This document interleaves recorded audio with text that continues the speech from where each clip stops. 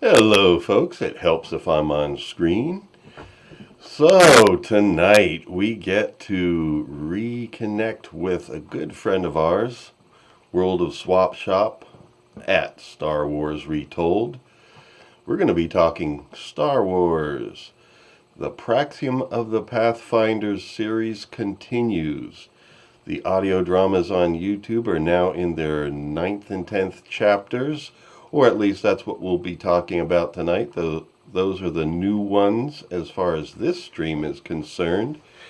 Chapter 10, being released a couple weeks ago, is here. So we're going to be talking the Force, especially because one thing about Swappers, as folks love to call him, he is an excellent author. He's releasing this book as an audio drama series right now, and he can write. So, very imaginative stuff. Definitely fan fiction with a lot of substance to it, a lot of depth. And in these chapters, he really explores the lore behind the Force. And so that's going to give us some really intriguing stuff to talk about tonight. So, anyway, I'm going to start introducing other people before I start sounding like a robot here. Oh, not to be confused with Robot in our chat. She's wonderful. All right. So anyway, here's the lady. Let's get the right intro.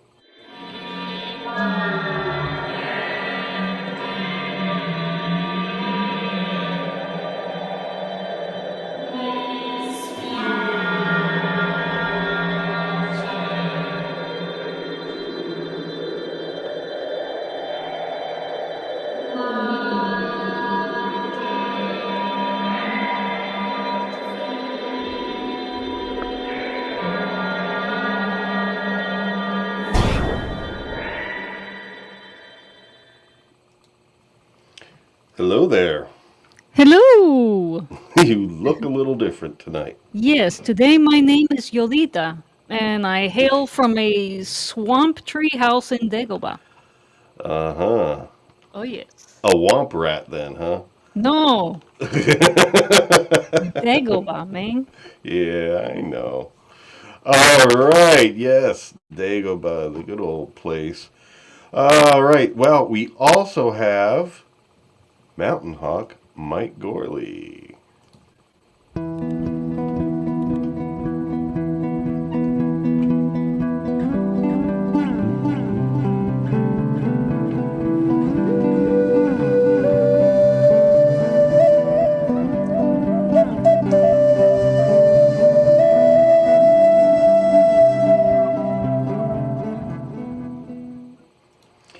Good evening, Mike.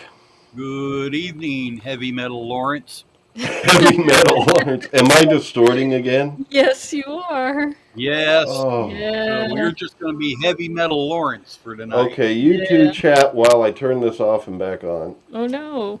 Oh my gosh, well, all right. Mike! We're put on the spot here, man. Hey, Mike, Well, where's your Yoda avatar? where's my what? Yoda avatar, Mike? Oh, no. Didn't Lawrence make one for you? Oh, No, but it's how all dare right. you. It's all right. Lawrence Well, is so I'm disorganized. Grr. Okay, I hope that's better. We won't know until you talk some more. Oh, yeah. yeah, I heard it. Yeah, there's distortion, yeah. Oh, well. Yep. Again. Hey, Yep. today's the day for tech difficulties. No worries. We'll push through it. It's not a problem. Oh man. Well, let me try. All right. I'm gonna let's cue swap. Let's cue swappers, and then I'm gonna try something. Yes. Okay. All right. Shoot. No, that I was gonna cue some old Adam Gray stuff. Hold on. Oh, cool beans. No. It'd be great if it was actually him, but. Hail Adam Gray.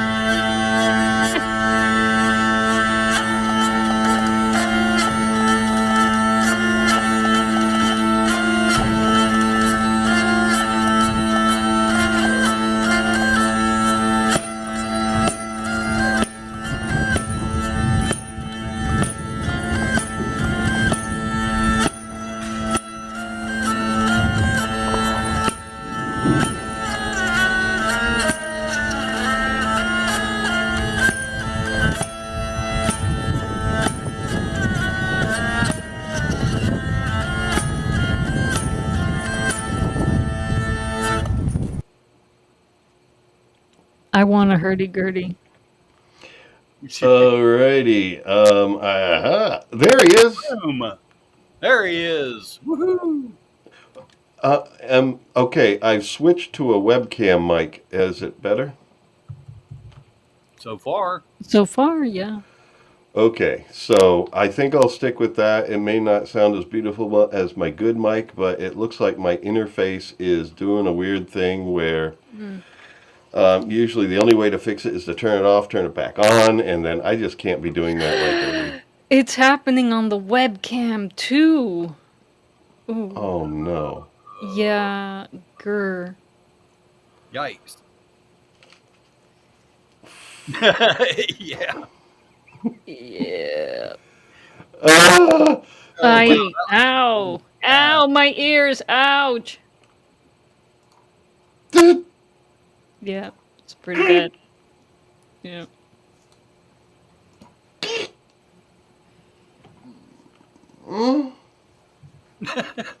Scott is very forgiving.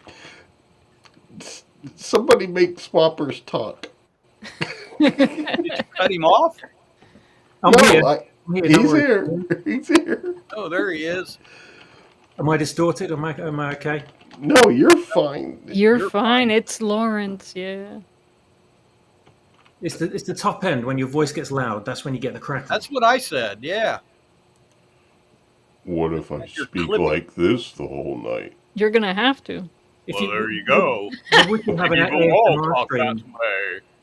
Oh, yeah, Swappers is right. ASMR thing. That'll get you way more views. It will. Oh, Swappers. Oh my gosh, I thought of you the other night. Let me tell you why.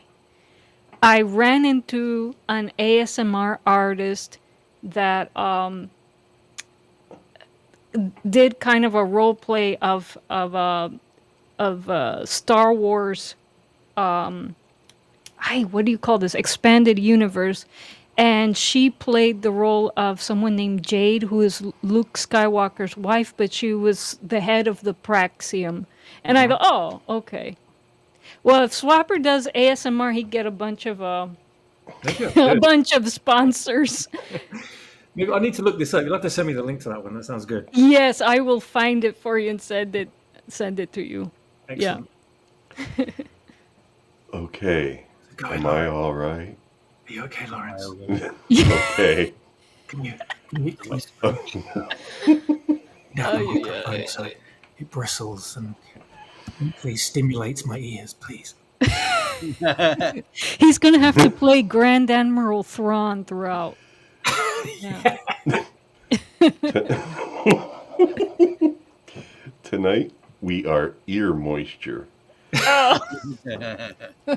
Great name for a band. Great name for a band. Oh, Cool beans. Well, yeah, it's hard when I have to speak.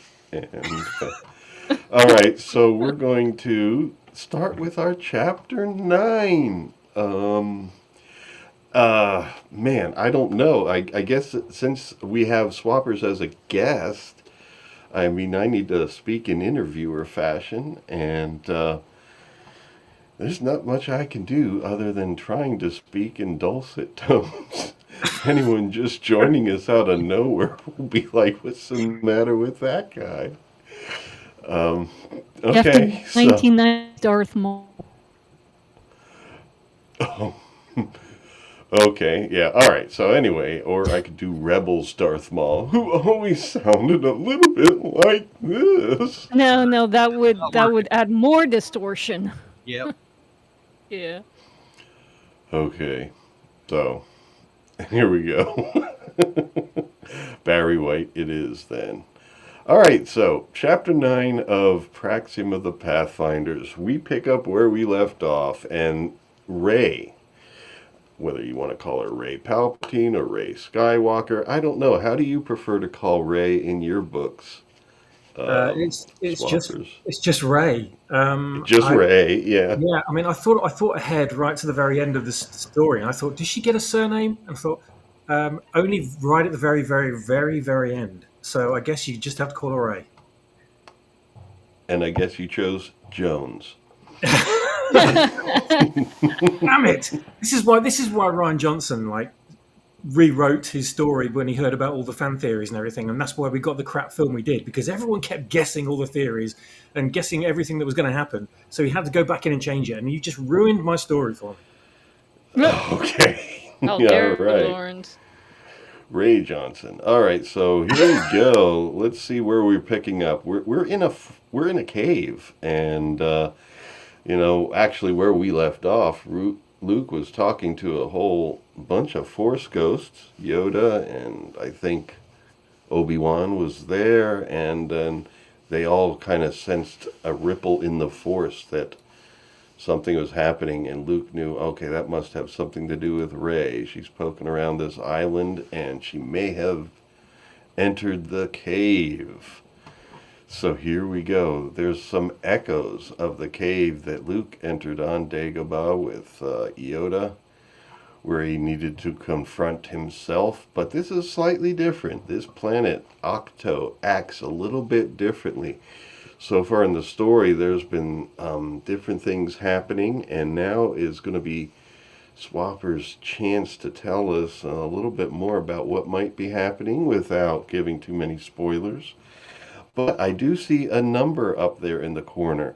I think it's great that I did this, because I'd like people to get into the setting and hear a little bit straight from Chapter 9, so that they can kind of also experience some of the great writing and the great setup of the scene that we're going to be talking about. So let me cue up our video here, and we're going to play clip number 1, straight from Praxeum of the Pathfinders, Chapter 9.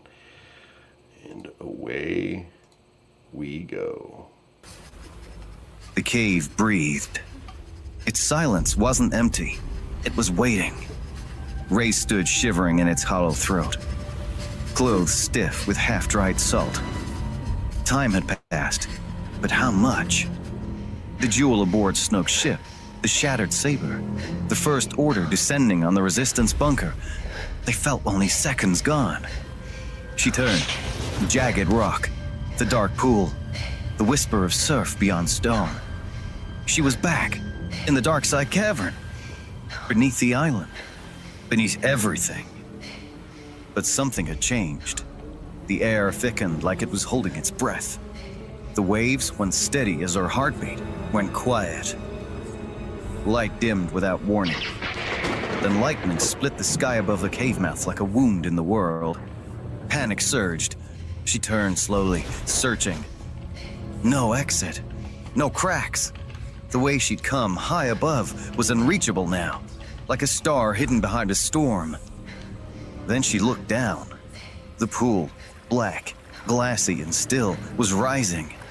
Not fast, not loud, just inevitable. It spilled over the stone lip in slow, clinging streams, cold as ice and thick as tar. It wrapped around her boots, and when she tried to move, she couldn't. It held her, continuing to rise as if threatening to envelop her. Then the realization hit like a slap. She couldn't swim. That fall should have ended her, but it hadn't. Something in the dark had caught her. Yet it didn't seek to save her, but to possess. The cave hadn't dragged her in. It hadn't needed to. It had waited, patient, seductive, promising secrets no one else dared offer. She leaned closer, driven by fascination rather than fear. The dark side never pursued. It beckoned, and when she stepped forward, it welcomed her, like some carnivorous plant closing gently, about to feed. Then she felt it. Pressure, not against her skin, but in her mind. No sound, no sight, only weight, only will. The darkness breathed. She turned, heart hammering, yet saw nothing. just the prickle of eyes upon her. Studying, hungry. Something crouched, just beyond the edge of sight.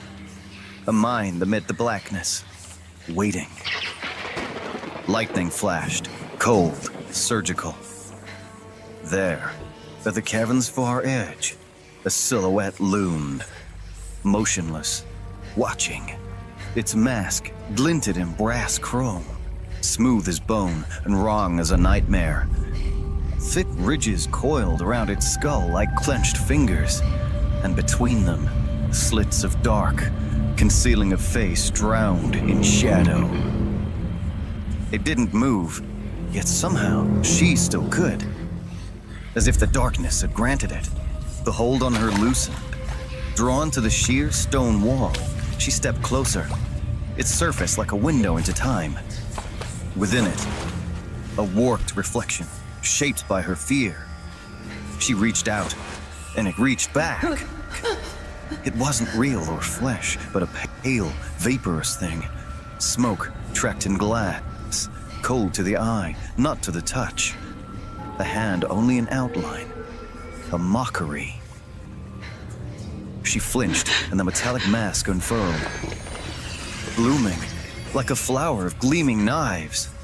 The face stared back at hers, yet warped, gaunt, eyes smoldering like collapsing twin stars. This was no reflection, but a warning.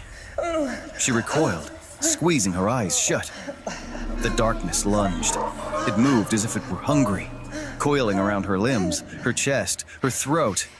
The cave collapsed inward, stone dissolving into shadow, and shadow into silence.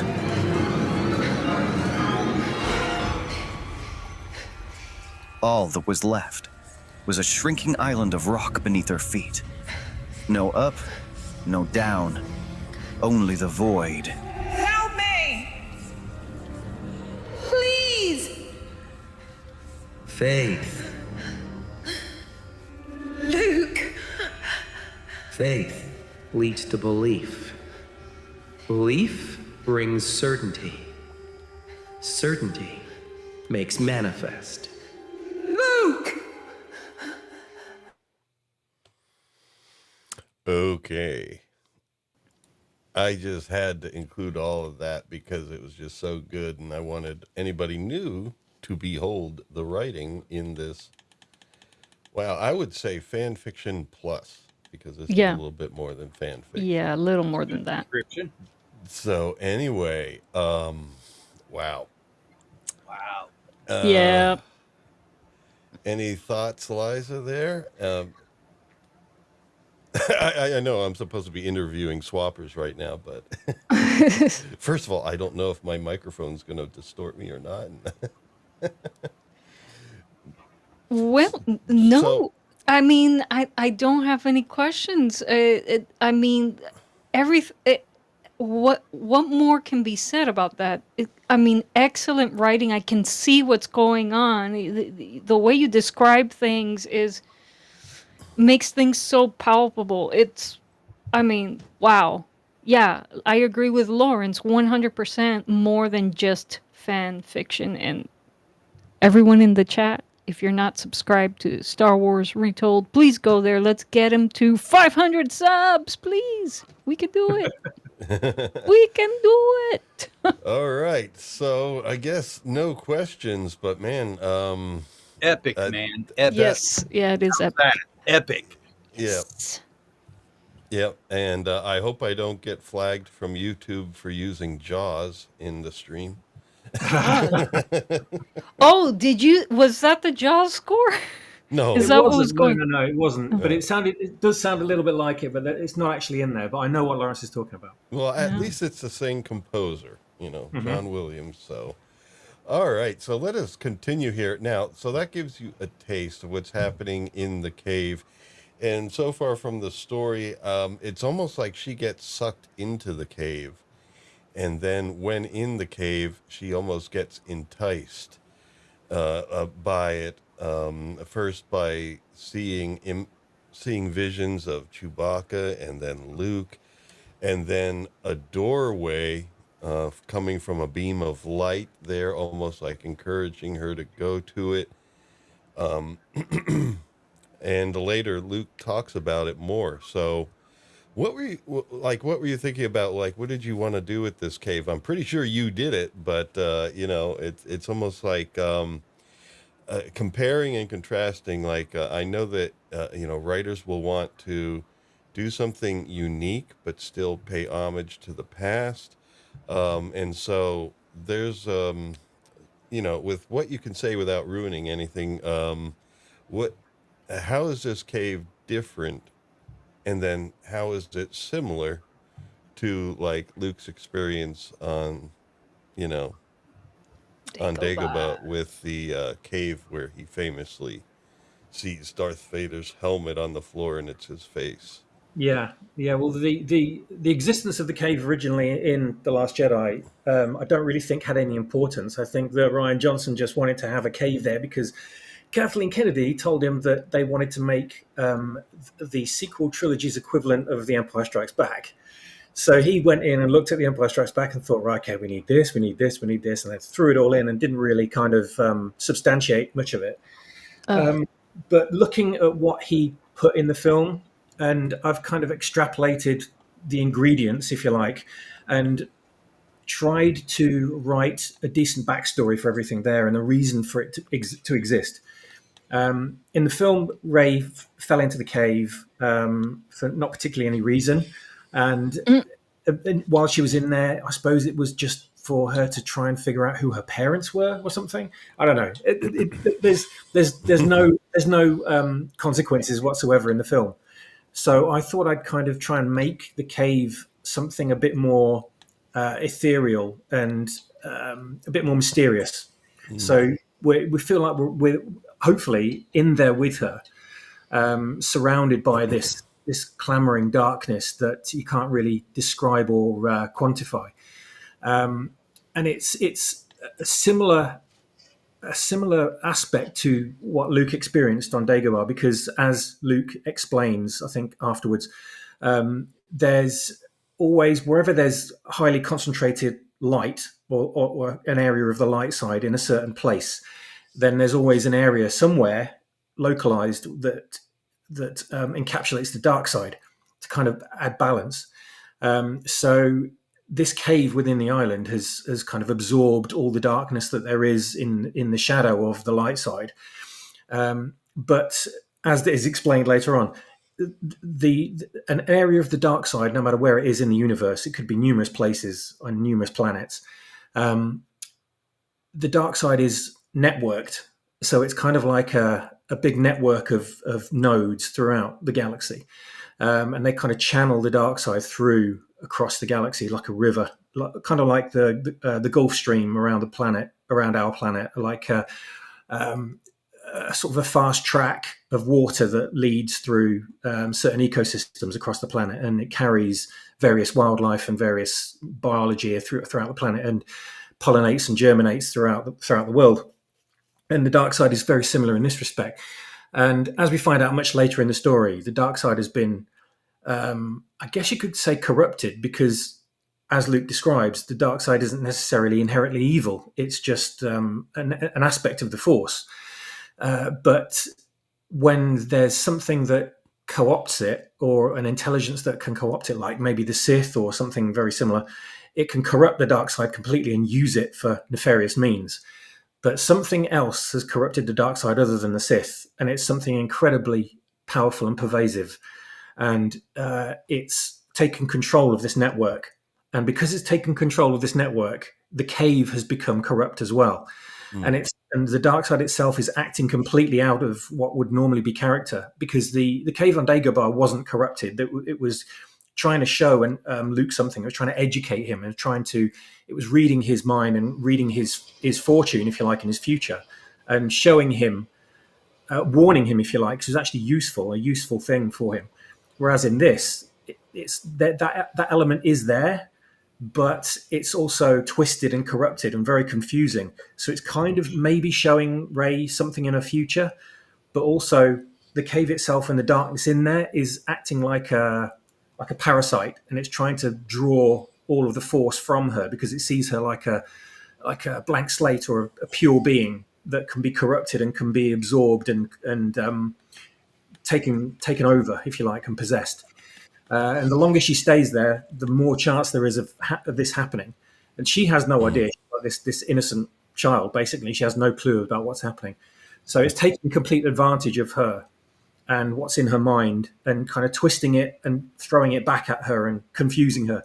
And as we find out after this scene as well, the entirety of what happened in The Last Jedi was a machination of this intelligence, of this dark, I don't know what you call it, entity, if you like, this network, trying to confuse her and make her stay in the cave where she's kind of living out this other life.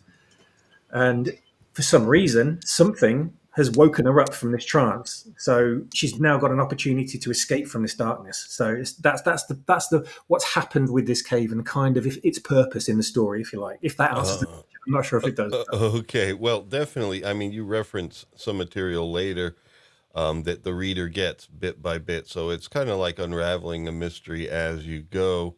But it also takes for the reader to really be engaged, and the writing's so good that there will be.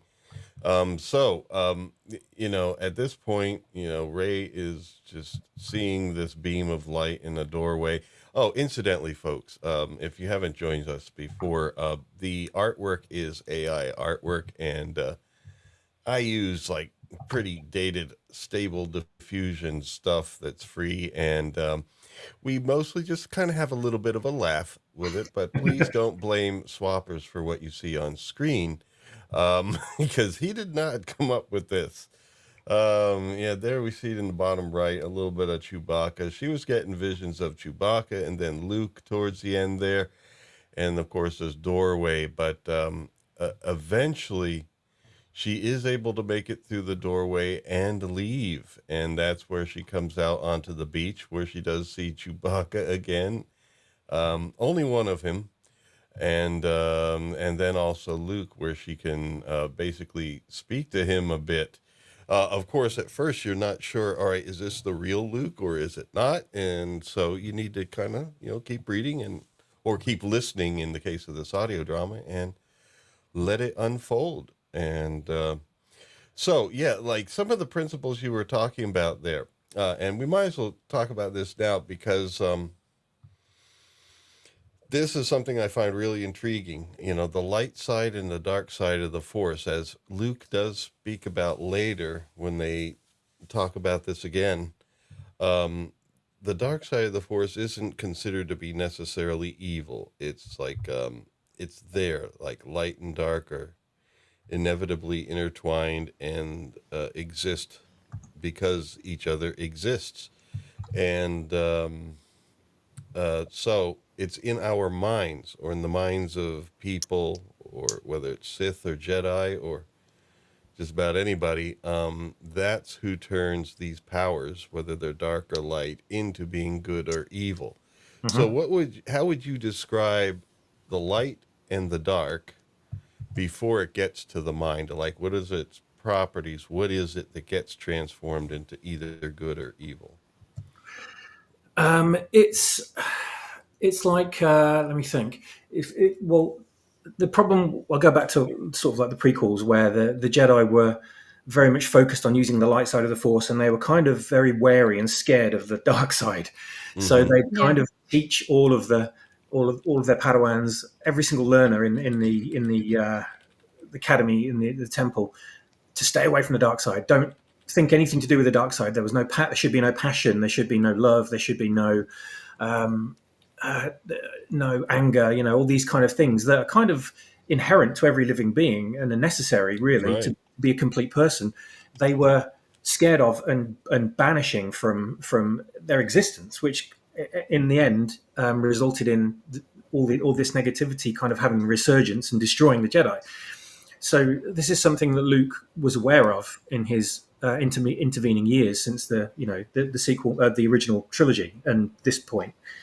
So he knows different, and he knows basically that the Force it's just a force of nature. It's an element of the universe, that isn't necessarily visible, but it's there. And the Jedi or general Force users are people that can see the Force like we can see light, or we can taste flavors, or something like that. It's like an extra sense. Mm-hmm.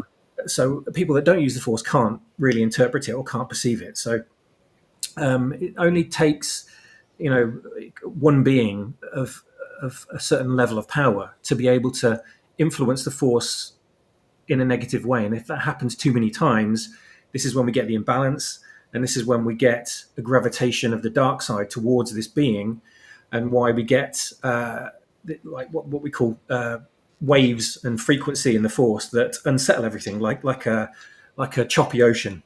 So this is when we start getting disasters happening, and unforeseen events and things that people can't interpret and people can't predict, and things just get thrown out, and everything becomes unpredictable, and no one can really settle, and we get conflict and people falling out, and just chaos, general chaos.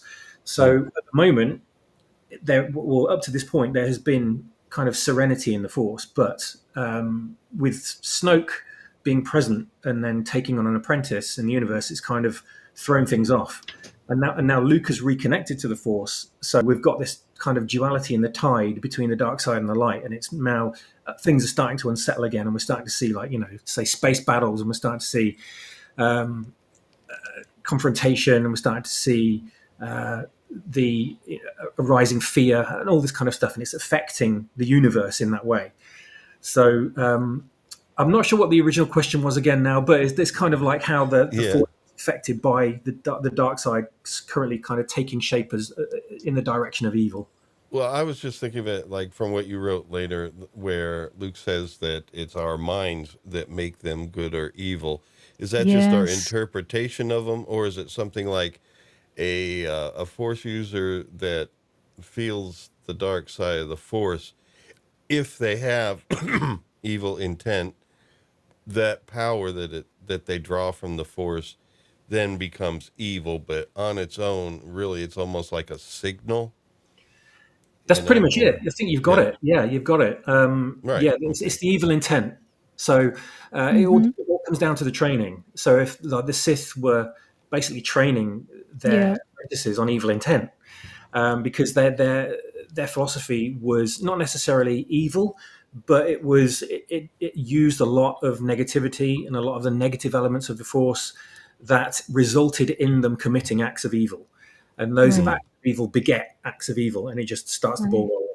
And then they get trapped in that, in those ways. And then, when someone says to them, "You can't continue with what you're doing because you're upsetting the Force and you're throwing it too far into the dark," they're all like, "No, get out of it. Our way of thinking is right. Our philosophy is the right one. You Jedi, you don't know. You can't handle the dark side. You don't know what the dark side is, and you can't control the Force properly because you're afraid of the dark side, etc., etc." So that started off the conflict between the two. So it is. You're right. It's the overuse of negative aspects of the dark side that creates that. Right. And go ahead, Liza. Well, I like later in chapter 10 where you kind of reveal through Luke Skywalker that when the dark side is not corrupted, it reveals things. And was that inspired by when Yoda took Luke to the cave and Luke asked Yoda, "Oh, what's in there?" And Luke said, "Only what you take with you." Yes. Yes. Wait a minute. Yeah, that's what Yoda said. That's exactly what I was thinking Yeah, when I was sort of trying to unravel the philosophy. Yeah, because I kind of just thought about that scene so much, and it's profound, really. What Yoda says so much with so little in that film, and it is Luke takes the dark side with him into that cave. He doesn't know that it's the dark side within him. Everyone has the dark side within them. There's no way that you can banish it. The ancient Jedi all tried to suppress it, which was the wrong thing to do. But things were taking a turn in a different direction with the original trilogy, because Yoda, I think, knew this, and he was teaching Luke a different way to maybe the original Jedi were taught. Yes. Yeah. So he allowed the dark side to manifest in Luke and allowed those things to happen because it helped Luke figure out who he was and what his destiny was supposed to be, and it warned him. Whereas before, all those things in the prequels, when the Jedi were training, it would have suppressed all of that, and therefore it wouldn't have been able to give them the clairvoyance to see, to give them these warnings, and to be able to embrace both sides of themselves. So that Yoda kind of allowed Luke that leeway when he went into that cave, and it manifested this scary vision. Vader turned up out of nowhere, and Luke kind of violently struck out and killed him, etc. But it didn't affect anybody apart from Luke.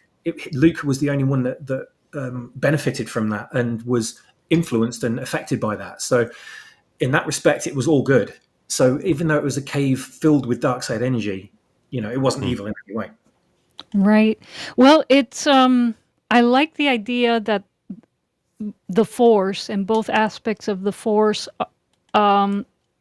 is not an evil thing. What makes it evil is people's intent. And kind of getting into psychology here, both empaths and narcissists have empathy, except narcissists use it to attack, and empaths use it to smooth or alleviate problems. And so it's not that empathy is a good or a bad thing to have, is that it can be used for good or for evil, and it's the person's intent that it's the actions of the person that are good or evil, but not the Force. Yeah, So exactly. Yes. Yeah, it's I I've was kind of taken thinking Buddhism a little bit here. it is Aha. it is a little bit, yeah. and also a little bit of well, very old religions on this planet. The oldest religions I've kind of taken certain Yeah. aspects from, and the a lot of kind of what a lot of people might call New Age as well, which is just basically it's not New Age at all. It's very, very old age. No, not at but all. yeah, like what a lot of people today might call the law of attraction, or the law of assumption, or the law of vibration. It's all about what you put out from your brain. Your brain acts as a transmitter and a receiver, so you can output intention, like Liza said, and that can have dramatic effects for good or bad throughout the universe, because it's like a butterfly effect. It's an ongoing ripple throughout the Force that goes throughout the universe from you and affects other people and their ripples. So if there's a lot of evil, negative intent out there, then you can imagine what the effect's going to be. Oh yeah. So, in our story, so now that she's out on the beach, and she's with Luke, one thing I noticed, it's interesting things happen if they ever touch each other physically. And I think at some point she touches Luke or he touches her here on the beach, and Luke kind of passes out, does he not? Yes, exactly. Yeah. Yes. Something happens between them that has never happened before to Luke, or at least as far as we know. And it's had this sudden effect on him. I'm trying to think of a comparison to something, almost like because Rey has it's which you described earlier on in the story. Rey has an ability called psychometry. So whenever she touches at something, she can feel its memories. There are other Jedi that have had this in the past as well. Like Quinlan Vos is one in the prequels that had this ability in Clone Wars. And in the EU novels, and Rey has this ability as well. And whenever she interfaces with something or someone, she gets almost like a download, and it awakens things in her, or changes things in her, or can do something within her that can affect the other person. So with physical contact, and especially with Luke, that has kind of like a feedback effect on Luke, and it overloads him completely, because he's had, before this chapter, he's had a reawakening in the Force thanks to Leia, and it's kind of reconnected him to the Force again. He can feel things a little bit, and he can sense things again and hear things. He's not fully connected. He doesn't have really much power in the Force, but the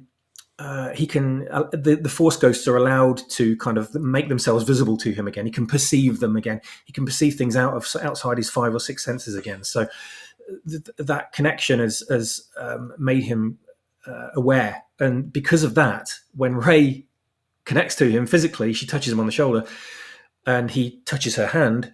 Just that split second is enough to kind of white out Luke, and he reboots his brain completely. Right, and he passes out, and they eventually carry him to the Millennium Falcon. Now, once again, folks, these images have nothing to do with our story too much. I wanted like Luke laying on a medical table in the Millennium Falcon, and it kind of gave me this is almost like echoes of eating dinner with Aunt Beru and his uncle and Tatooine and stuff, and so I'm like, whatever, with an extraneous rando at the side.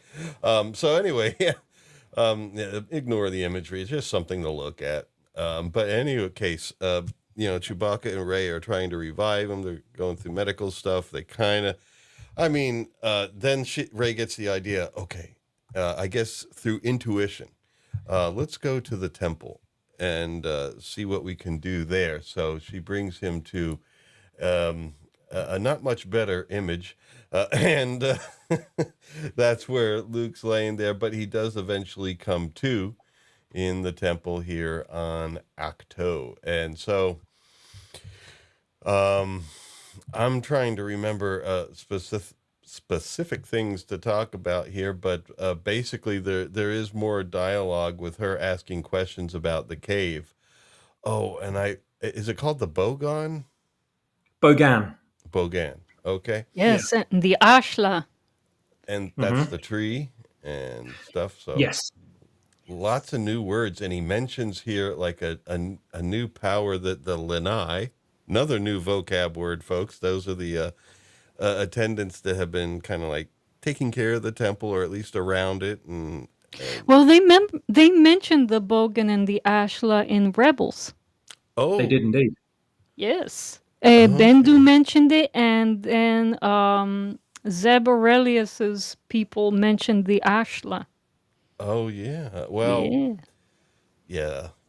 Bendu, man. Tom Baker. Yes. Fantastic. Loved it. Yes. Yeah. There, I'm just waiting for him to just break into Doctor Who when you hear him speaking. It's like, wow. So anyway, it's like, oh, would you like a jelly baby? So anyway, what? So yeah, lots of vocab words and interesting stuff, just making things deeper. Now, was there anything in this? I know a lot has been changed. I mean, you've changed some things from The Last Jedi, and oh my God, and the so Avatar. forth. And you've adapted some things, but is there anything? Is there anything that? Yeah, that's awesome. It says improved. Lawrence's audio has. Yes, it has actually. Well, don't. Did you do something, or did it just suddenly get better? Well, no, I switched back to the main mic, and I guess it's better now for no reason whatsoever. But I've been knocking on real wood here, so let's keep that going. You used the Force. Yes. At some point, I might be able to get out a question, but I think I forgot with all this distraction. Oh, but I do have a question. What is that? What does that avatar mean, man? I've seen you switch to it on X and everything. I guess I don't follow everything that's happening in news and entertainment and stuff, so I have no idea if something's happened that means something. Which avatar's that? Sorry. Yours, right now. On X. Oh, okay. It's not the same one as on X. Sorry, my preview stage here for what you guys see on screen is much smaller. So. Oh, his avatar is Yoda wearing headphones, and there's a talking bubble that says improved Lawrence's audio. Okay, yeah, that's why you said. All right, that makes sense. Now, on X, yeah, you have an avatar there that you change to that. I'm not quite sure what that is. I mean, but I That guess is that's something I designed a T-shirt back in 2018 when everyone was kind of up in arms still about the Last Jedi, oh, okay. and I'm glad I never Oh, watched so it. is that an image of Ryan Johnson or? oh, well done, sir. Yes. All right. Well, it was hard to tell because it's not. I don't think it's an image he would accept. But Yeah. but anyway. So yeah. And speaking of that, I was going to get to something. Yeah. So what would you say is new? Like, are any of these terms new? Like we know that Bogan and Ashla are not new. The lanai was the term used in the film, right, for the attendants. I'm asking Yeah, they because I never didn't actually actually named them. see it. Yeah, that's right. They never named them in the film, but doing a bit of research into their species, that's what they're called. Mm. Uh, Yeah, it says online elsewhere and in the behind the scenes books, etc. It says that they're called the lanai. So I thought, well, I'll be authentic to a degree and use that. So I've used a certain amount of things for yeah, from the lore, but after Ray escapes from the cave, then it's kind of like all bets are off at that point. yeah. Awesome. All right, and so that's where we're at, and Luke's recovering, and she's kind of piecing things together about him. Like, why is he so down about everything? Isn't he supposed to be some champion Jedi that is, totally in tune with the Force? And I'm sure the audience was feeling kind of similar things, but thus far, basically, he seems to be separate from it, and it's from his experiences in the past, which we kind of infer from, not so great things with Ben Skywalker turning to the dark side, in his school not working out, and then I mean, it's almost like he's coming to realizations of truth, where yes, indeed, the Jedi, and it. Even though it does have connections in the real world, like the Dalai Lama is taken from his family, and and Tibetan Buddhism and many forms of Buddhism. I mean, you need to deny, not be too, shall we say, addicted to earthly attachments. You need to completely deny them. You're only allowed to have those glasses if your eyes need them. That's about the only thing in your orange robe. That's Mm. it. That's all you can have. And the Jedi were kind of like that, it's like they wanted to get them young, Yeah. and then at the same time they wanted to get them without any problems, no anger Mm-hmm. from your parents being Yep. enslaved or Not killed or needing any anything. therapy or No therapy. whatsoever. We want something pure. Otherwise, you can just wander the universe. And yeah. And so I think that was fertile ground to explore in trying to see, or just opening up the avenues of, okay, the Jedi are fallible, which the the prequels did go into. I mean, it wasn't obvious, but definitely you could say things like, okay, for people that really think about it, it's like, all right, you're just accepting this clone army, people bred just to be cannon fodder. Yeah, pretty much. And it's like, Well, they didn't. The moment part of the reason they didn't follow their own principles was out of fear. And what did Yoda say about fear, anger, hate? Well, Mhm. it's fear that leads to evil. And I don't know. I'm surprised Yoda didn't catch what was going on. How dare you, Yoda? well, yeah, he kept saying in the prequels, I don't know, shrouded is the Force or something like that. He couldn't sense that, Mhm. Well, he knew the taking Sith on. was pretty much, I somebody he mean, saw almost on a daily basis. yeah. The thing is, he did form a good relationship with the soldiers he worked with, but he must have known. I mean, it's known to the audience that taking on army of slave soldiers is wrong, and it doesn't matter if it was commissioned by a Jedi. Give those people their freedom Yeah, and that's let another them do question. whatever It's they like, want. where did Sifo Dyas get all this money to buy a clone Yeah. army? Yeah, they never answered that question without anyone in the Jedi Council. But in any case, they didn't.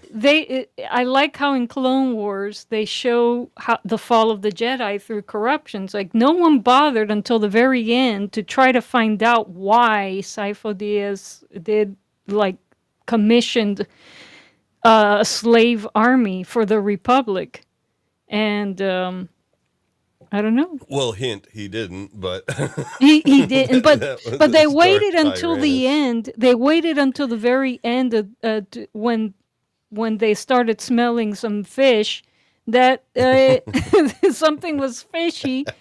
I mean, something should have smelled fishy from the very beginning, and they should have investigated from the very beginning. But fear kept them from digging because they felt they needed the army at that point. But Yeah, they just accepted having a slave army. And yeah, all yeah, those droids. it Well, all was the those Jedi who battle did droids. evil stuff out of fear that led to the dark side winning. So, Yeah. yeah. Well, also, let me see what the next slide is, just so we don't have to keep looking at that.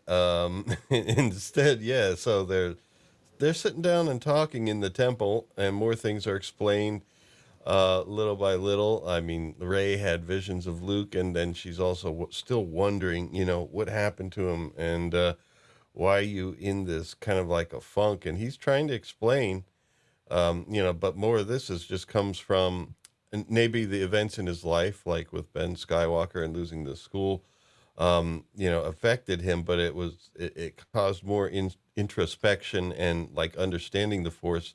And I think on a planet like Ahch-To, that's more possible, where you have things like the cave and the Ashla tree and all these. It's very strong with the Force, so you need to confront it. And he's come to the conclusion it's not good or evil. It just depends on our intentions, and that the Sith, because of their passions and so forth, and connecting, I guess, with emotions to the dark side, and then transforming it into evil acts, because it's almost like a fire that burns quickly, their power is really strong, but it's also gets limited to fewer people. And then, of course, they also have the rule of two. But, that's also, now Luke doesn't say this, but I find it to be also kind of like an aspect of evil, where evil eats on itself or feeds on itself, where Yeah. the apprentice will always try to To kill the master. yeah, and Yeah. assume leadership. It's almost like it keeps them evil, and at the same time it keeps them on their toes, and they really gotta they need that extra power to be like that. And I don't know. And any thoughts that you have on that, Swappers? Yeah, I mean the thought of living in fear all the time is quite profound, because it gives certain emotions of the Sith, give them their power, give them their strength, or as far as they see it anyway. And one thing you could apply to our world is the fact that if you're living in fear, or you're living on the edge all the time, it's extremely detrimental to you. It can affect you. It can age you, through stress. Yeah. It can wither you away. Your hair will turn white, etc. You could turn gaunt, lose weight. We've all been through traumatic times when we've just not felt like eating, and people say, you've lost weight, you're not looking too well, etc. And they can get worried about us.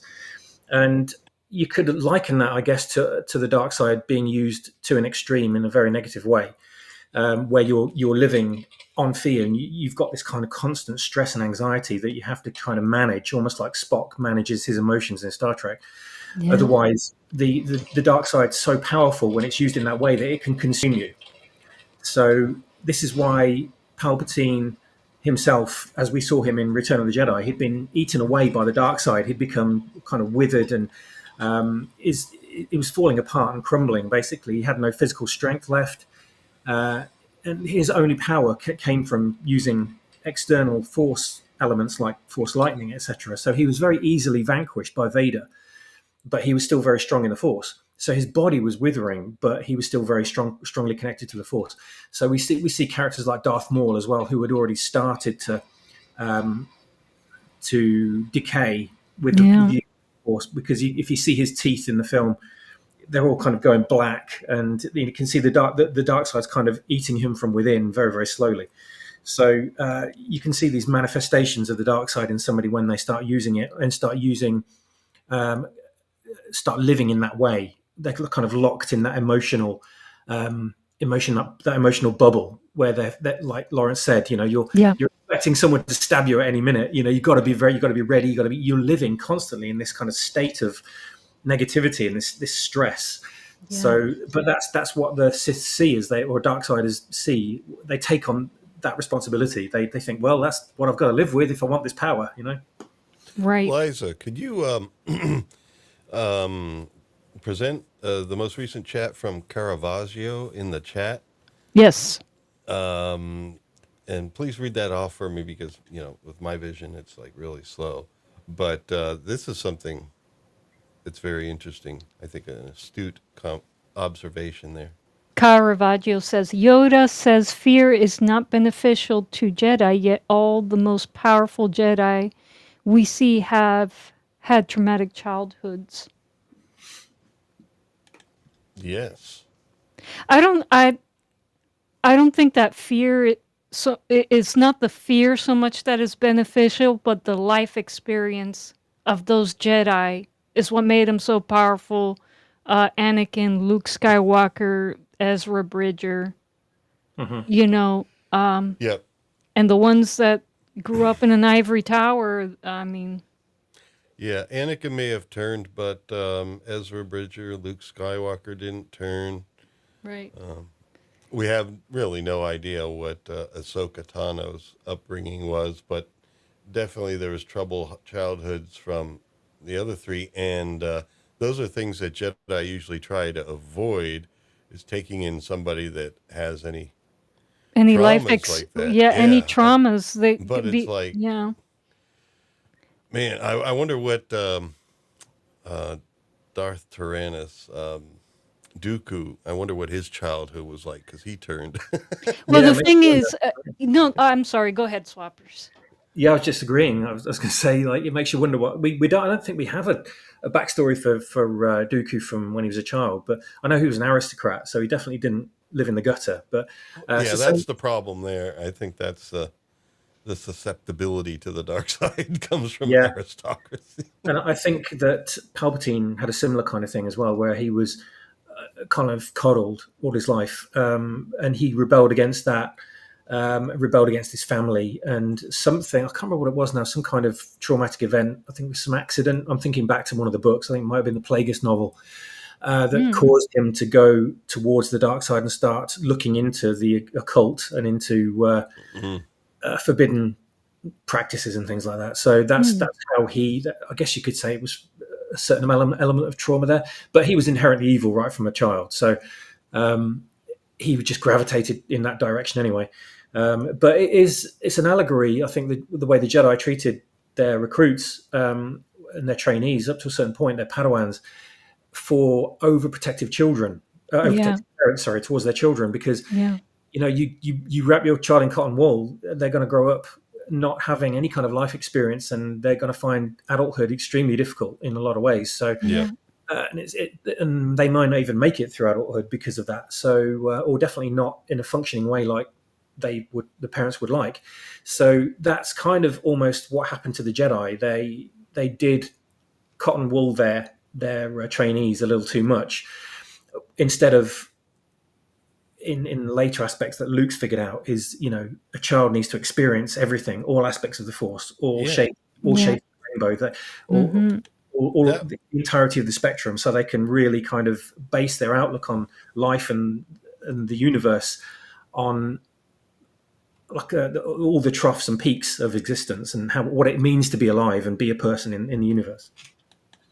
Yeah, and that reminds me now of some of the great dialogue between Anakin Skywalker and Ahsoka Tano in Clone Wars, when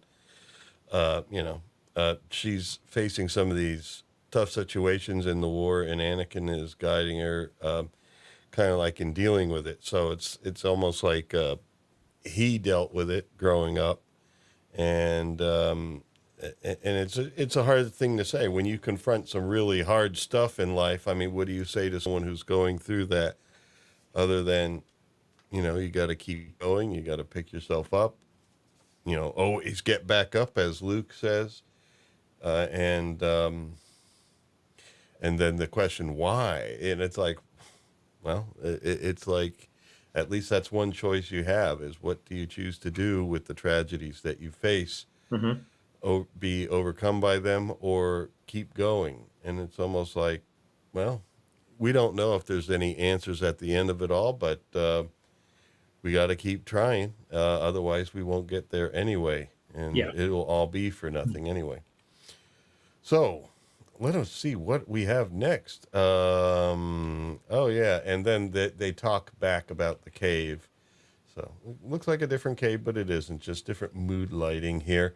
And so they're referencing back to it, and something about that planet, something about that cave, and we'll see that there's been somewhat of a change in Luke as we go forward, although we'll have to touch base with you about the change, whether it was the cave and the experience there, or some of his experience with Rey as we go on.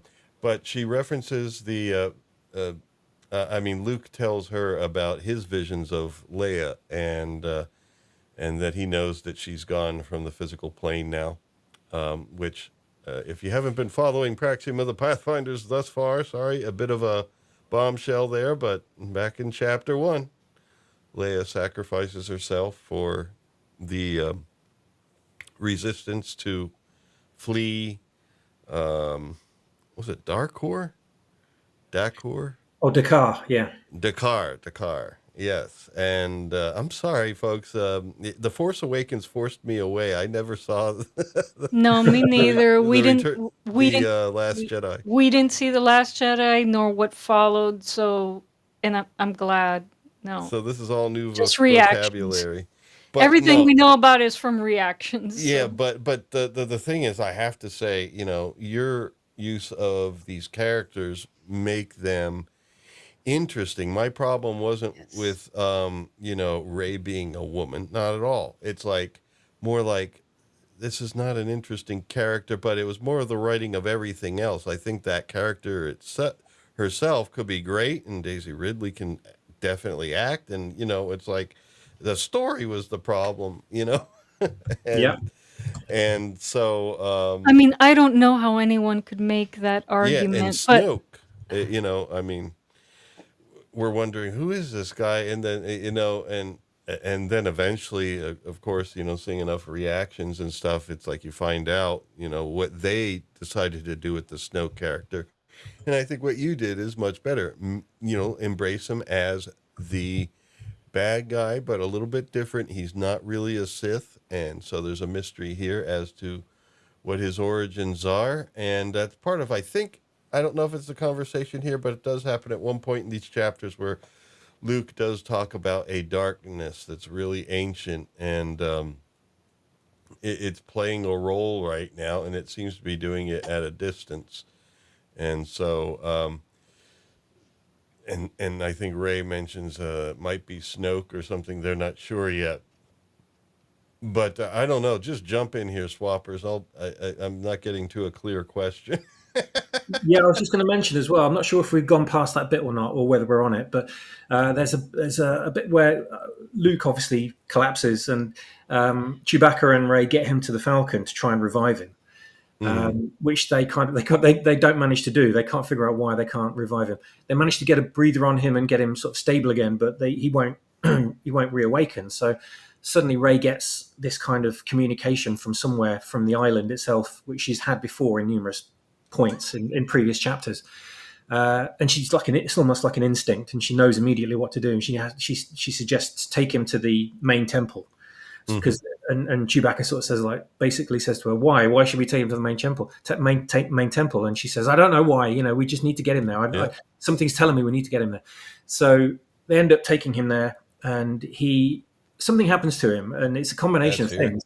Yeah, where Rey strokes his head, so there's physical contact, There is the use of psychometry where Rey is handling the lightsaber and she also puts it in his hand.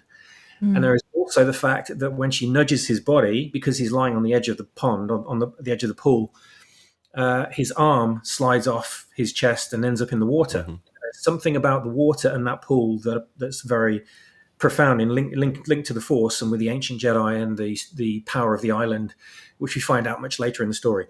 But there's a reason why Luke went to the island, and it has to do with that pond, with that pool in the center of the temple.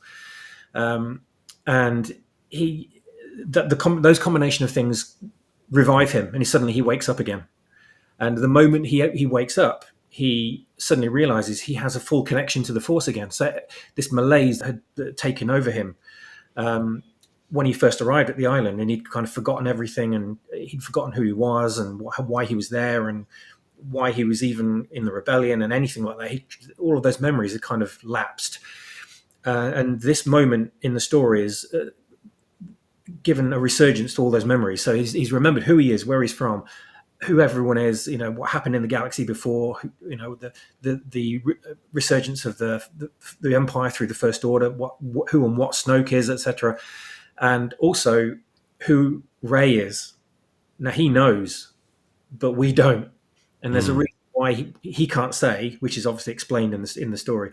But his connection to both Rey and the pool in the center of the chamber has triggered his reawakening in the Force. So he's now become the Luke Skywalker we remember from Return of the Jedi again. So that's a pivotal moment in the story, right? Awesome. Right. Yep. And so, it's still a mystery for the audience about Rey and clearly defining her. But you got to think at this point, not what the Last Jedi did with her, or even the Rise of Skywalker afterwards. It's you got to let the character go a different path. It's not going to be earth shattering. It's going to be something I believe is a little bit more pleasing, and makes more sense. And so anyway, wait a minute here. They're talking about it, and then he talks about Princess Leia, and that's when Rey finds out that General Leia has passed away.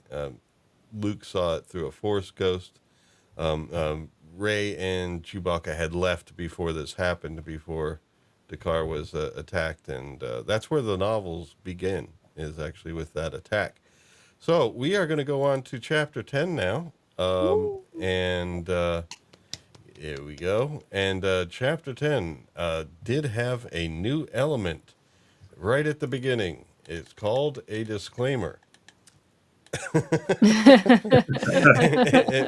and we're sitting here thinking, all right, yeah, I mean, I guess you want to make sure it's clear that you're not monetizing these, obviously, definitely not directly monetizing these, and this is fan fiction, and it's mostly for the joy of creating and other people just enjoying it as well. So I don't know if there's anything you wanted to say about this. I didn't, but not particularly. No, it's just something I should have put from the start. Really, just to let people know that it's a work of fan fiction. I'm not sort of stating that I'm anything authoritatively different from what Disney have done, but it's up to the individual, if you like. Really, if you want to see this as your true story from the end of The Force Awakens or not, that's entirely up to you. But yeah, it's just basically alerting the legal bodies at Disney that this is just a work of, it's a passionate, a work of passion of the fan. That's all. And I'm sure that'll warm their hearts. Okay, so. Oh man, Disney has mistreated fans for a long time. But people have found a way to express themselves in the Star Wars universe and in the expanded universe without getting into trouble with Disney. And so I'm sure there are a lot of resources out there there are resources out there that'll help you avoid those hurdles. Not sure what happened with Ivan's What was his last name, Mister? Ortega. Ortega. Ortega. Yeah, I didn't get to see his final product follow the thing, but he got legal counsel and was able to share his work without getting into any trouble with Disney. So Yeah. cool beans. So I don't know if he shared.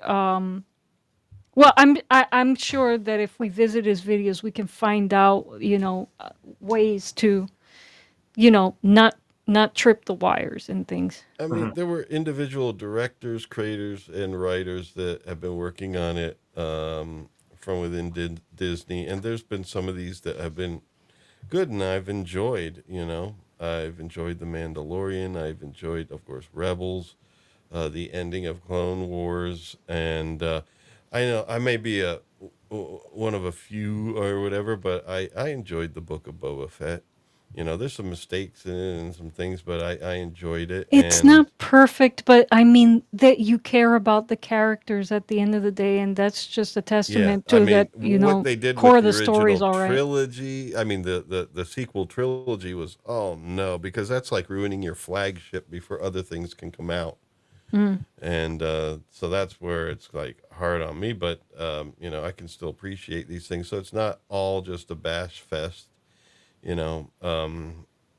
Like even Mandalorian season 3, now that I've finally seen it, it's like, it's not that bad. I mean, I was thinking it's going to be really bad. But I think a lot of the reactions that first came out were kind of like,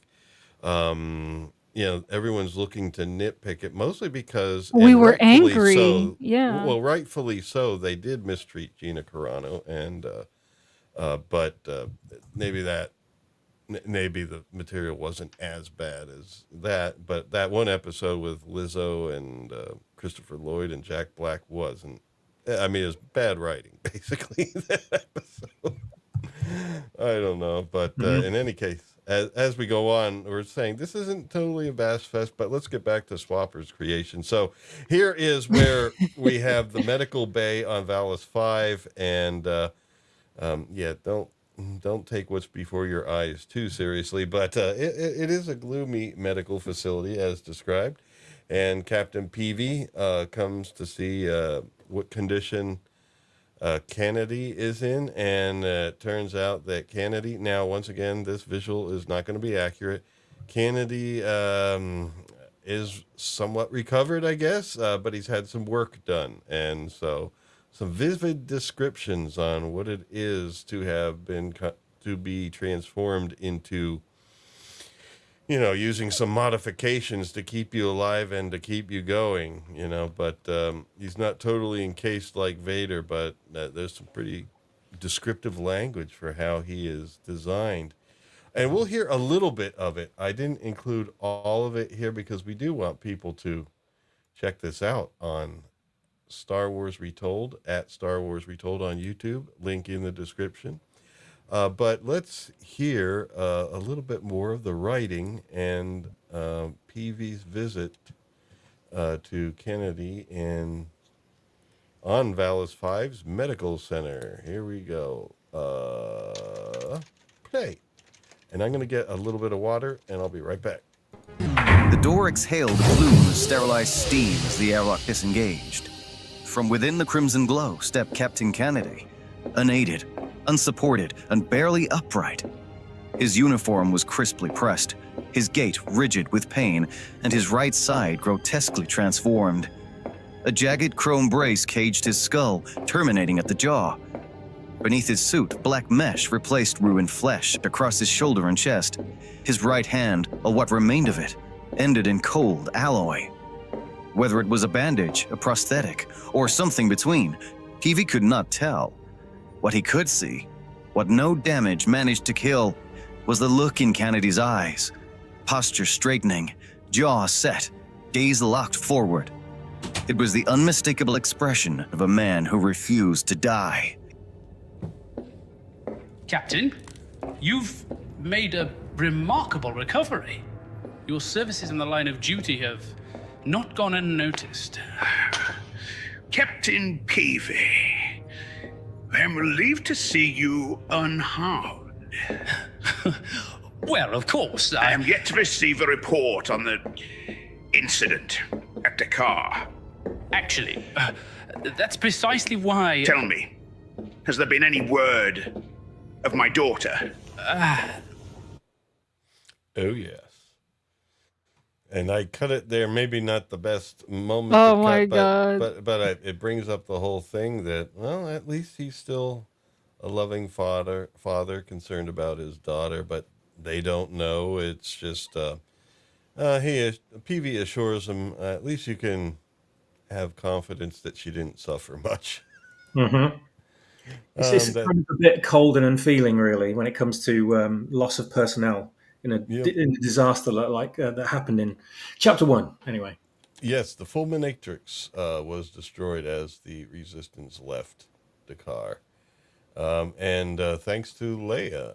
And unfortunately, they do lose lives on both sides of a war.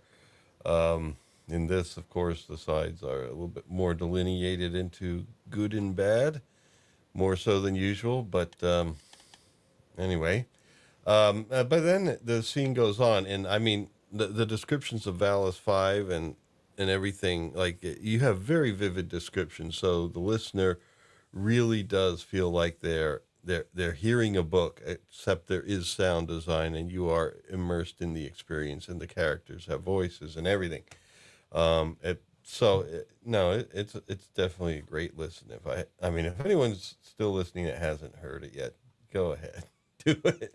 So anyway, so Kennedy is now transformed. He's got some enhancements, so to speak, and basically he's of the opinion that if we're still allowed to live after our failure, there must be a purpose to it. And he'll be going back to serve on a different vessel, one that dates back to the days of the Empire. And I forget the class of ship that it was, but Eclipse. Yes, he had memories from Operation Cinder. Now, we just encountered that again in our rewatching of The Mandalorian for, just some entertainment purposes before bed during the week. And that operation was referenced in a discussion when they were on trying to get some information as to find Grogu and Gideon, and they're at an Empire facility with Rhydonium that they were harvesting, and there was a memory of Operation Cinder there. Apparently an operation where the members of the Empire didn't do so well, and a lot of it was at the fault of their leadership. So I just don't remember exactly where Operation Cinder.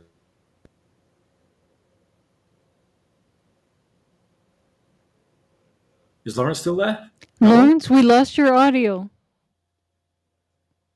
No, we can't hear you. It was like a pop and then he vanished. Yep, pop and vanished. He's gone. Oh no. Caravaggio, thank you for subbing to Star Wars Retold. Thank you. Swappers, you're up to $3.99 now. Yay! Oh man, one from 400. Wow. Yes, let's get them to 400, folks. Please I already click on the subscribed, link. so I can't. Can I subscribe twice? Well, You can set up a sock channel or sock account. a sock account. I think Mike. he's Yes, got a you can do drawer that. of those Oh, already. he's back. So. Yeah, I'm back. Somehow Evie Mux muted me, and I didn't notice it, but I didn't click it. It just did it and then put a message up there. Somehow but you're back. You're back with Ooh, the extra force again. distortion. Yes. If I speak lightly, is it okay? Yes. Yeah. Okay. Okay. Oh my God. All right. So I'll keep speaking. So I don't know where I got cut off by Evie Mux, but yeah, Operation Cinder. Cool reference. Where is that originally from? I think it was from as far as I'm aware, it was from the first Battlefront video game, Electronic Arts, because there was a theatre of war set on Jakku, I think it was, where there's a huge space battle going on above and on the planet itself. When you see all these star destroyers falling out of the sky and crashing on the planet. So that was Operation Cinder. That was during Operation Cinder, where the Republic tried to prevent the Empire from fleeing the galaxy, and they were amassing their forces at Jakku, and they ended up in this huge battle. So that was where that was from. Okay, let me try something here because it's not letting me click on what I need to click on. Let's switch scenes here and see if it lets me click. No, it's not letting me. Oh, okay, never mind. It was my fault. All right, so let us proceed forward. Yeah, I thought Cinder was something that is definitely something I didn't see, but I've seen it referenced elsewhere, like in The Mandalorian when they were on that facility for the Rhydonium, and it was mentioned there. But yeah, intriguing stuff. There must be some true fans out there that are talking about it and stuff. That's Book of Boba Fett music. No, it's also Mandalorian. It's the recorder music. And was reorchestrated for... Yeah, the middle section of both themes have a similar theme, and it's like where it turns bright and almost fanfare-ish in The Mandalorian, and then in Book of Boba Fett, it's kind of like upper register male voice. Yeah, But very I just ensemble love organ. those themes. Yeah. At first, I was taken aback by them, but Me then too. I really liked them over time. Although Really? I thought Boba Fett's theme was fun right from the beginning. Well, I just noticed your avatar change. Yes, read Well- read what Yoda's telling you. Well, Like- yeah, as I told you, Lawrence and Liza before the show, I had some things going on Yes. with my wife, and I stepped out. I just got back a couple minutes ago, so my head has been in and out of the clouds. In fact, earlier today, I was thinking it was Saturday, so. That's happened to Yeah. me before. Yeah. Lawrence should have provided you with a Yoda. He should have. Well, Being the head I of did on the Star Wars. thumbnail, but well, he I wasn't doesn't gonna- have one either, so. That's true. Well, you're the one that truly embraced yours, but I don't know, Mike and the Yoda that I have as my representation on the thumbnail, mostly for fun. Come on, you and, mentioned the Mandalorian. Lawrence, switch up to Grogu. Come on. Well, there you switch go. up to Grogu. Yeah, change your avatar. You want me to have to do that at the same time as asking questions and navigating the fact that my mic sounds like, well, not my mic, but the interface changes You my can voice. multitask. We know. I mean, I can't multitask, but I know that All right, you well, can. Yeah. Well, I may not be able to do Grogu, but I can do one of those. But hold on, we just need to get someone else talking for an extended period of time. So I'll set the stage. But you're distorting too, Oh, so you might want to Jesus. take care of that as well. Is it still distorting? No. Okay, I don't know what. All right. Well, anyway. Been off and on all night. Yeah, but I. You're going to Right. stretch yourself out, man. Calm down. Yeah. It's So not the we're. end of the world. Yeah. Next week I it'll know. be a new problem. Yeah. There's always problems in this software. In any Yeah. software. Well, I don't know if it's just this because I did have it during my work this week, and I had to retake some things I was recording here and there, but it wasn't as persistently coming back as this. Oh well. I don't know. I'm gonna have to try and figure out what it is. So here we are. And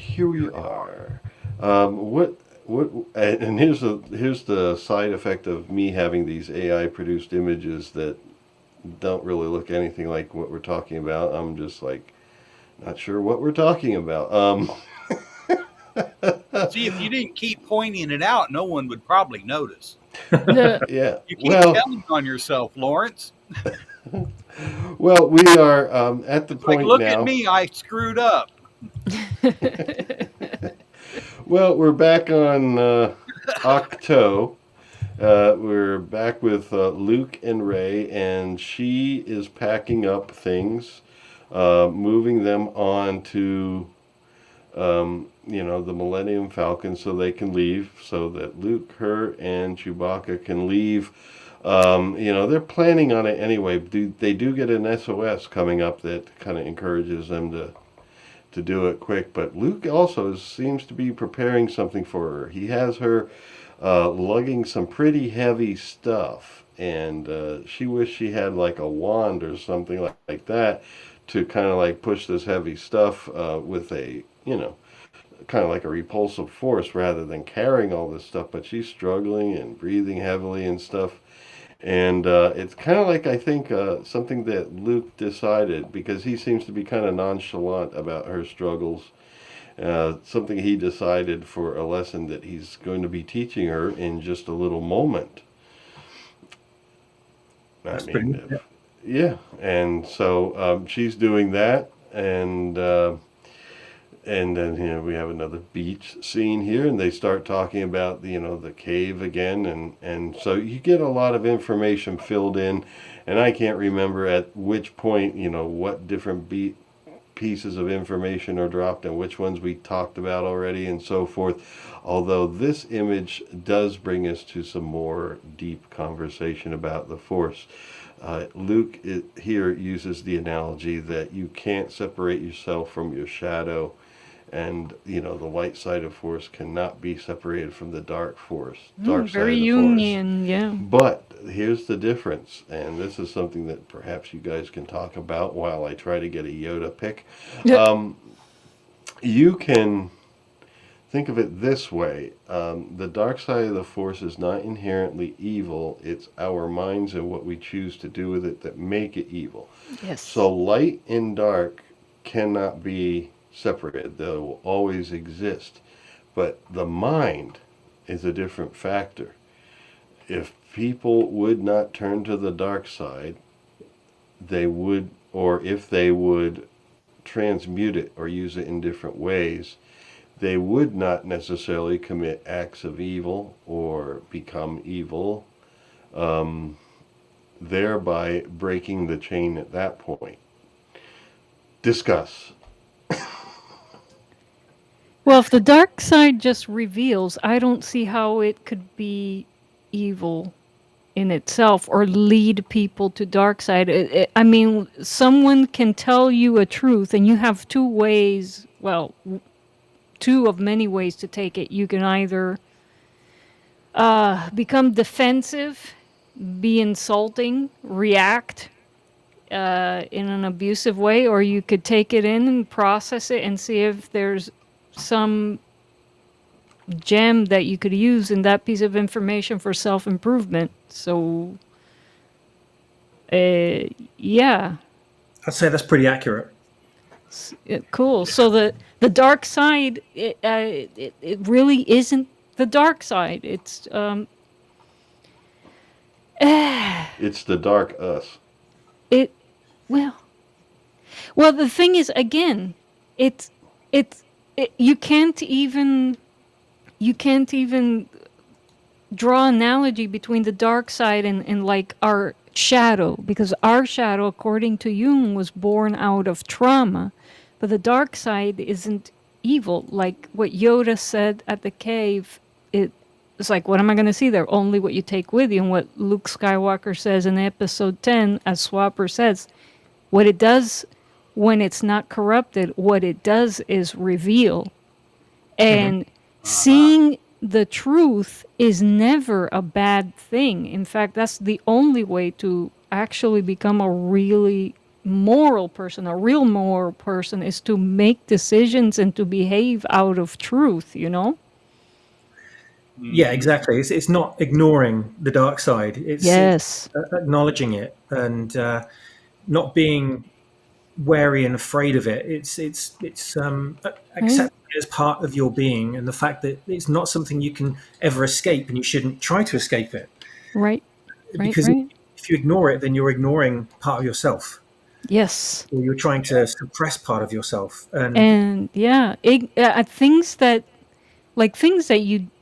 you choose to not see, or ignorance and nescience can kill you. Mm-hmm. In real life and in Star Wars. Well, isn't it all just a matter of perspective anyway, really? Because, I mean, darkness or black, if you, black is in some traditions a holy color. Black is on the medicine wheel. Black is known as a place of introspection. Sometimes you have to go into the dark. In the Inipi ceremony with the, or the sweat lodge, you go into Right. the dark. So, it's, to me, it's more a matter of perspective. This whole dark and evil and all that stuff. It's what you choose to see in it. I think that things get defined. I think there is a huge difference between good and evil, but it's not knowledge from any side. I don't think knowledge in itself is evil. It's what people do with it, your actions that make it, and your intentions that make something evil or not evil, Right. Well, And there's a lot of evil out in the light. Yeah. How There much is. evil is right out in front of you, in the light? It's not hiding in a dark place. It's in the light. Very true. And So, a lot of people choose to ignore that evil in the light. It happens every day. well, some people embrace it as truth, but we won't. It's a whole nother thing. Yeah. Well, Yeah, what Mike said was really accurate about there being a lot of good in the darkness. It can be a very positive thing. And one thing I've taken from ancient philosophy is the fact that the absence of everything and the presence of nothing in the ultimate darkness, where there is absolutely nothing manifested whatsoever apart from your own existence, if you are in it, can be seen as what some people have reported after their near-death experience. Maybe there's one way of saying it, but out-of-body experiences maybe is what they call the dazzling darkness, which is the complete absence of existence except for your own perception. And it is the moment, what you're seeing in the darkness is the moment of ultimate possibility of the universe before it happens. So it's the moment of the greatest moment that you could imagine, because it's all possibility in one moment. It is yet to manifest and it is yet to happen, but it is everything that could be possible in that one singular perceivable moment. So the darkness can be a very, very positive thing, because you can understand it as being all possibility as opposed to just nothing and a void, Right. Right. Wow. So yes, it would not be confused with the void.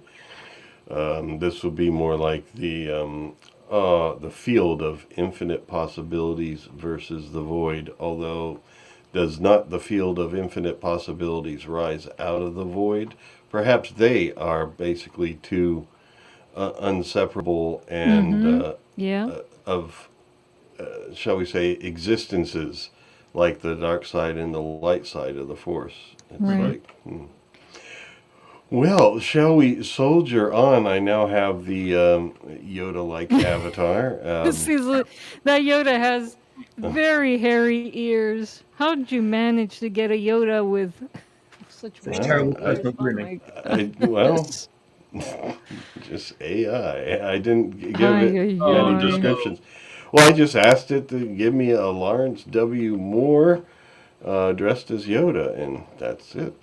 So, Man, I mean, gosh, when I when you generated this avatar for me last week, and you put in the prompt, it showed me.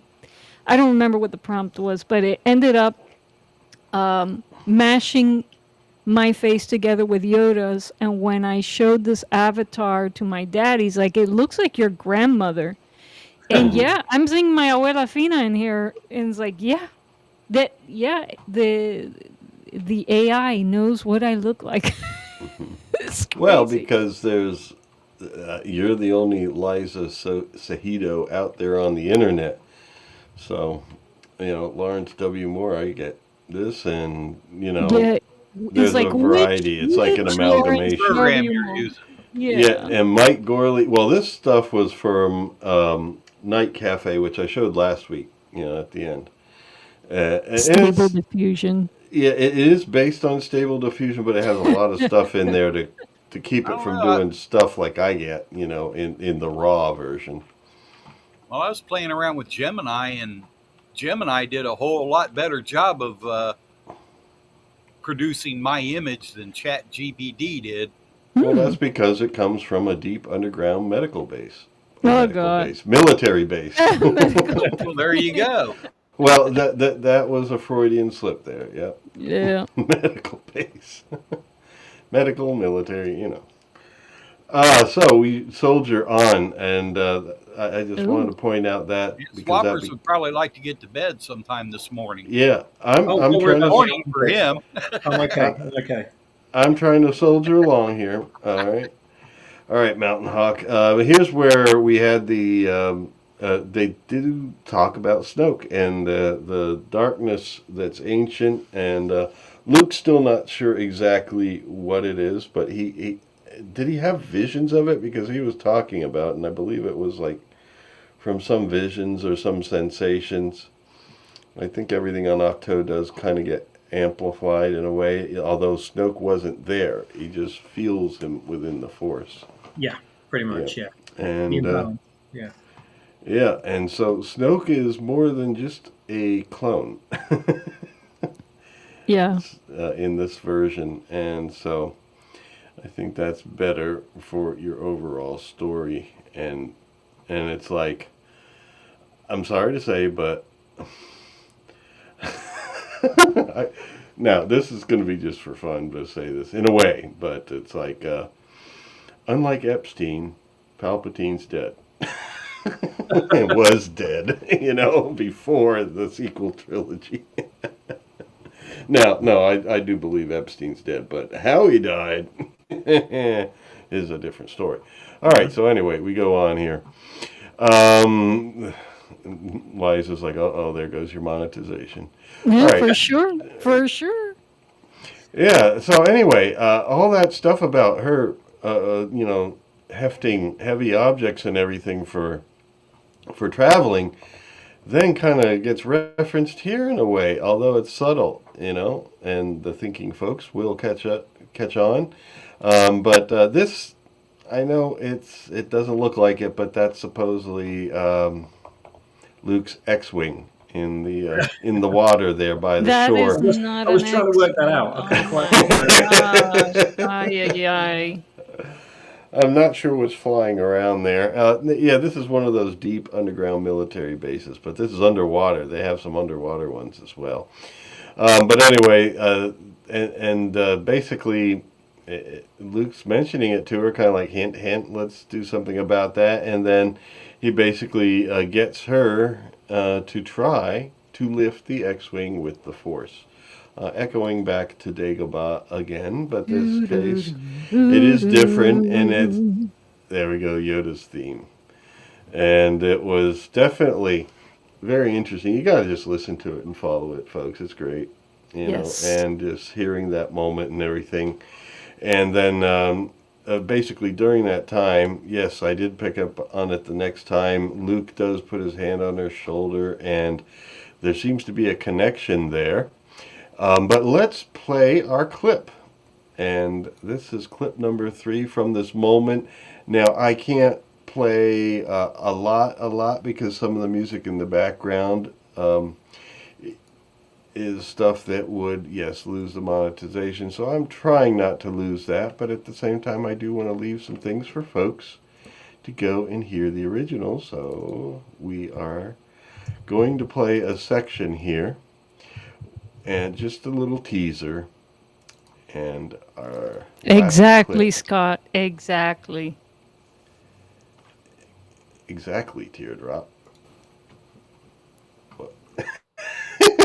Wrong community. Okay, I'm trying to get my playback controls here. There we go. Wait, you want me to... Aren't you supposed to be the Jedi Master?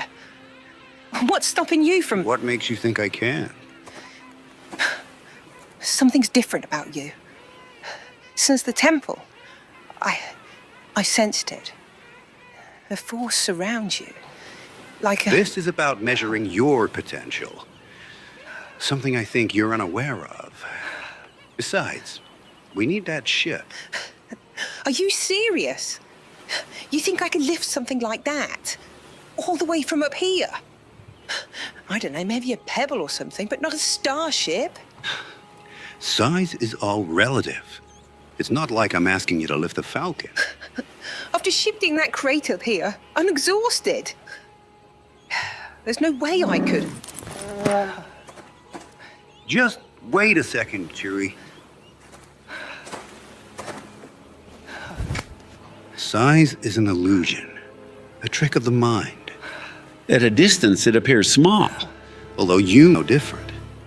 The Force, however, isn't bound by such concepts. Close your eyes. You won't need them. It's easy to rely on the physical, but you must transcend your body and its limitations. For now, ignore the world around you. Focus on my voice and on the Force. Allow it to guide your intuition. My intuition? You mean my gut feeling? Indeed. Emotions can be potent tools, but they can also cloud judgment. For now, we must rely on the Force as our guide. It is the bridge between the known and the unknown. We do not possess the Force, Rey. We tap into it. You are the repulsor lift. And the ship is the crate. You already know how the technology works.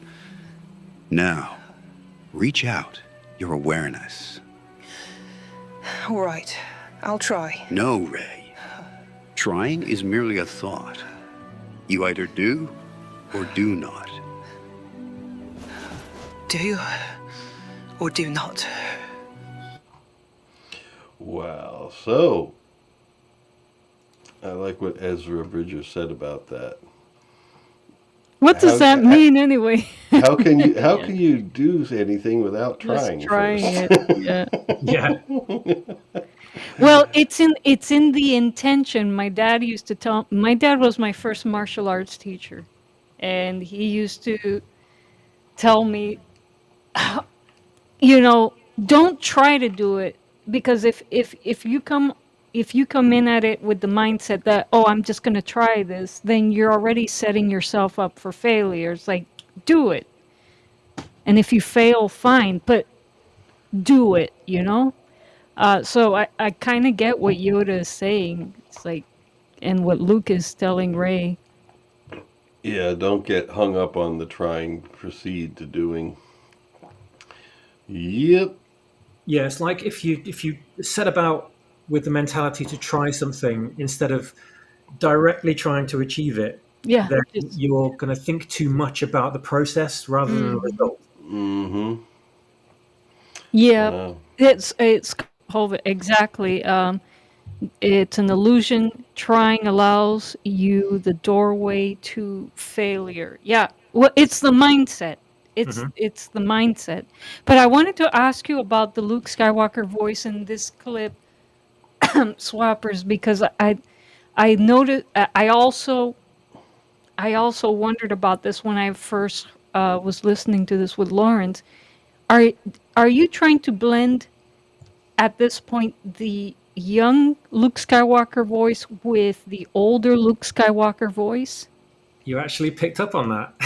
Well, he did have a young voice in the cave.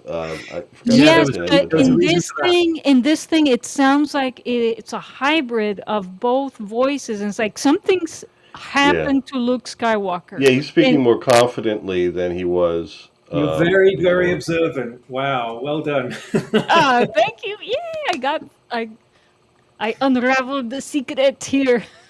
Yeah, I don't want to say too much about it, but No. But you've kind of hit the nail on the head of a lot of things. So the Luke's voice when Rey was in the cave was different because she was not only seeking help, not only receiving help from Luke, who was outside the cave, but she was also receiving help from her memories. That's all I'll say.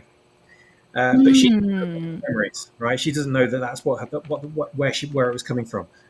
Oh my God. Okay, I'm not gonna make any comments, but this is very interesting. Yes. Yeah, and then also now Luke has reconnected with the Force again. He's kind of, and this malaise, this shroud that was dulling him and cutting him off and turning him into what we were told by Mark Hamill was Jake Skywalker.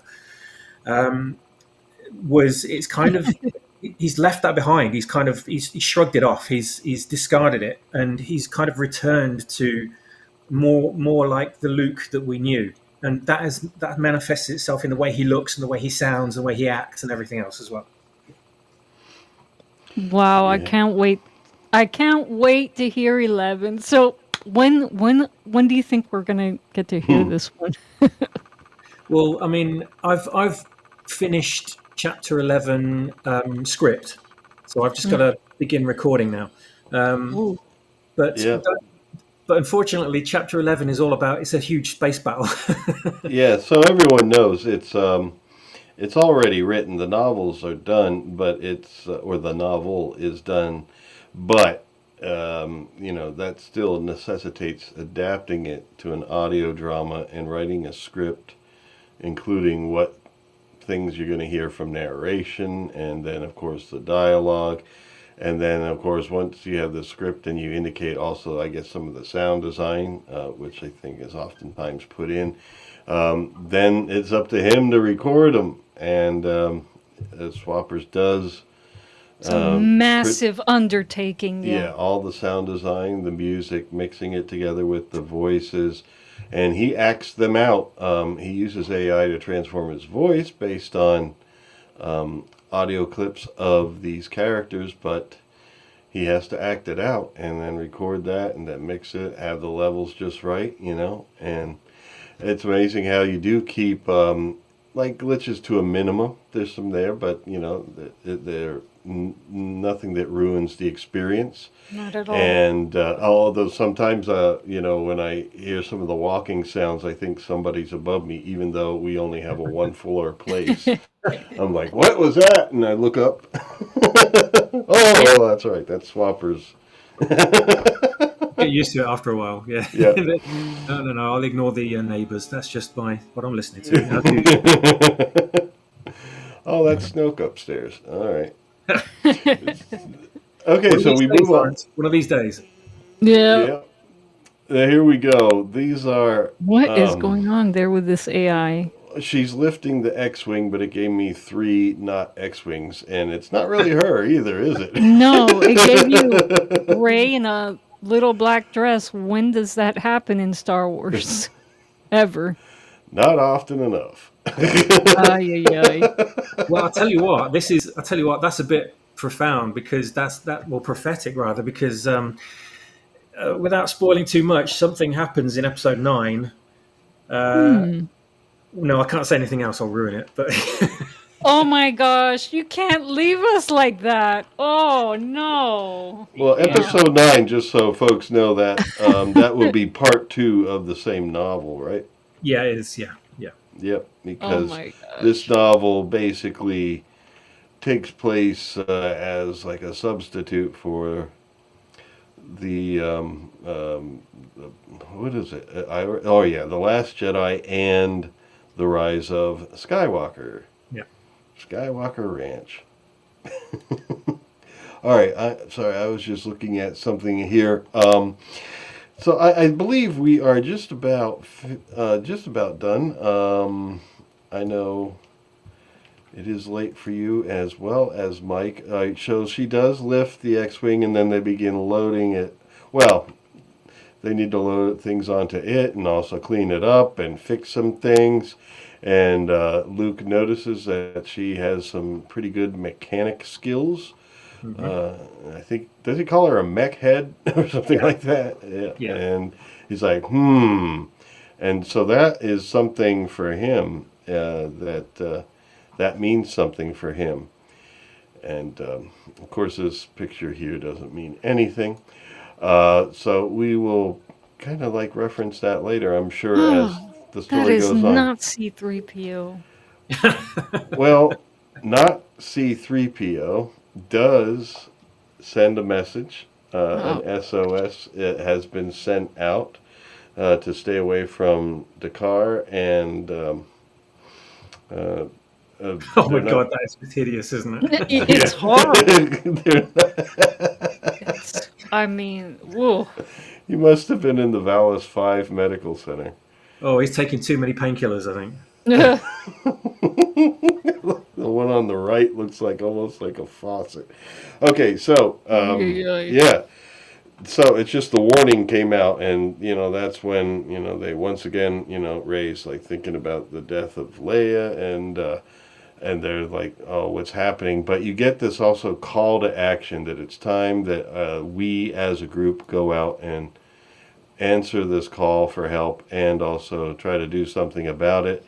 And so the Millennium Falcon and the X-Wing, one after the other, the X-Wing first, they do take off, and the heroes are going to join the rest of the story. So this would be, I guess, the end of the Octo sequences, and you already said Swapper's coming up in Chapter 11 is going to be a pretty big space battle. Yes, indeed. So the things that are explored in this episode may not get addressed for a little while, but we've got to move the plot along with other things happening. So yeah, there's a lot of activity, a lot of action going on in the next episode, which is quite the opposite to the last 3 chapters. It's been quite slow paced and philosophical, where it's going to change quite dramatically. Alrighty. Yeah, and where we left off there, folks, is yes, the Resistance is fleeing. They're kind of low on supplies. They run into some rather eloquent pirates, which is where I guess we'll be picking up with them at some point. And oh yes, the pirate people. Yes, the pirate people, and but they're eloquent. They're eloquent. They're not like Hondo. Although I liked Hondo. Ezra, would I lie to you? Yeah, I miss Hondo. I miss Hondo too. All right, so I get. Let me see. Wait, we have to read what Yoda's saying. I have to make my screen bigger. Swapper's Yoda says, Oh, it's too small. I'm trying to make it bigger. Ipsum? No, he's talking to me here. I'm trying to read it. My eyes. It says, too clever, this Liza Padawans. I like it. I like it. I love it. And then we have Michael One Kenobi finally joined us. So. All right. Well, it's been a pleasurable evening. I mean, let's just get to our closing thoughts now. Any closing thoughts on the ancient world and good and evil? Let's have a brief discussion on good and evil. That shouldn't take too long at all. I don't know. Anybody want to throw any 2 cents in? Or no, guess not. Why did it show my old avatar? That was weird. I changed it. No one even noticed. I did. She mentioned it. I did. I called you Michael One Kenobi. No, Mike Skywalker. Oh. I'm Luke's lost brother.